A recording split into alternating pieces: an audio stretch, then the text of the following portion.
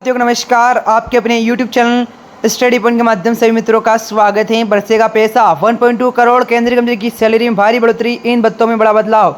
Admission latest जानकारी, PM Modi की बड़ी महत्वपूर्ण अपडेट। लेटेस्ट जानकारी लाई अपडेट, एडमिशन कर्मचारी की बेसिक सैलरी में भारी बढ़ोतरी, इन भत्तों में बड़ा बदलाव। साथियों पूरी अपडेट जानने का प्रयास करेगा इस चैनल के माध्यम से, बिना स्किप के देखें पूरी अपडेट को और चैनल को सब्सक्राइब जरूर करें। बने रहेगा आपके अपने यूट्यूब चैनल के माध्यम से, चैनल को सब्सक्राइब करिएगा। एडमिशन केंद्रीय कर्मचारी और पेंशन भोगी के लिए आठी तिमाही की घोषणा का इंतजार जारी।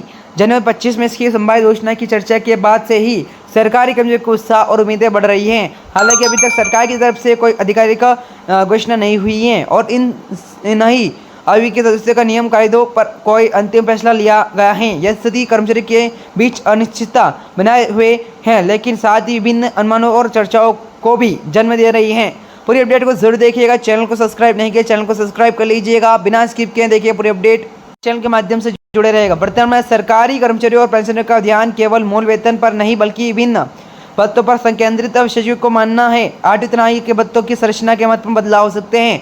कर्मचारी संगठनों और पेंशनर संगठनों की तरफ से लगातार सरकार पर दबाव बनाया जा रहा है कि आगे की घोषणा जल्द से जल्द किए जाए। इस बीच विभिन्न बैठकों और चर्चाओं में कुछ महत्वपूर्ण प्रस्ताव सामने आए। भविष्य की नीतियों का संकेत देते हुए पेंशनर की मेडिकल भत्ते, प्रस्तावित भर्ती के बारे में बात की जाए तो पूरे अपडेट को जरूर देखिएगा। चैनल को सब्सक्राइब करें और इस वीडियो को शेयर करें। साथियों पूरे अपडेट को जरूर जानने का प्रयास करिएगा। 11 मार्च 25 को नई दिल्ली के वैज्ञानिक भवन में आयोजित 34वीं बैठक में महत्वपूर्ण प्रस्ताव पारित हुआ। इस बैठक में पेंशन भोगी को निश्चित मेडिकल भत्ते और बढ़ाकर 3000 रुपये करने का निर्णय लिया है। वर्तमान में भत्ता केवल 1000 रुपये प्रति माह है, जो महंगा भत्ते और बढ़ती चिकित्सा खर्चों के मुकाबले नाकाफी ऐसा मंच है जहां पेंशनर्स को समस्याओं को और उनके कल्याण से जुड़े मुद्दों पर विस्तृत चर्चा होती है।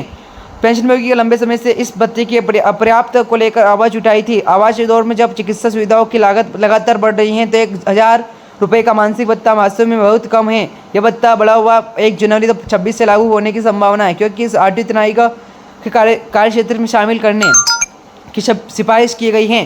निर्णय पेंशनर के लिए एक बड़ी राहत होगी और उनकी चिकित्सा संबंधित आवश्यकताओं को पूरा करने में सहायक होगी।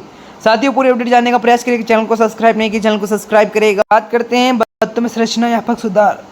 जी हाँ साथियों, बात करते हैं आठवीं तिमाही की केवल मूल वेतन समीक्षा नहीं होगी बल्कि सभी प्रमुख भत्तों में भी सभी पूर्ण मूल्यांकन किया जाएगा। इसमें allowance, red allowance, travel allowance, dinners allowance और मेडिकल अलाउंस जैसे महत्वपूर्ण भत्ते शामिल हैं। बैठक में इस बात की स्पष्ट रूप से रेखांकित किया गया भत्तों की वर्तमान संरचना मूल चूल परिवर्तन की आवश्यकता, विशेष रूप से मेट्रो शहरों के आचार्य दरों में वृद्धि की संभावना, क्योंकि इन शहरों में रहने की लगातार वृद्धि बढ़ रही है। ग्रामीण और अर्ध शहरी क्षेत्रों में तैनात कर्मचारी के लिए ट्रैवल अलाउंस की गणना में बदलाव होगा और यह परिवर्तन इसलिए आवश्यक क्योंकि इन क्षेत्रों में परिवहन की लागत और सुविधाओं की उपलब्धता शहरी क्षेत्रों में अलग होती है। इसके अतिरिक्त कुछ पुराने और प्रासंगिक चूंकि भत्तों को समाप्त करने की तैयारी। इस कदम का उद्देश्य भत्तों की व्यवस्था को अधिक पारदर्शी और व्यवहारिक बनाना है ताकि कर्मचारी को वास्तविक लाभ मिल सकें। साथ ही चैनल के माध्यम से आपने पूरी अपडेट जानने का प्रयास किया है। यदि चैनल को सब्सक्राइब नहीं किया, चैनल को सब्सक्राइब करें।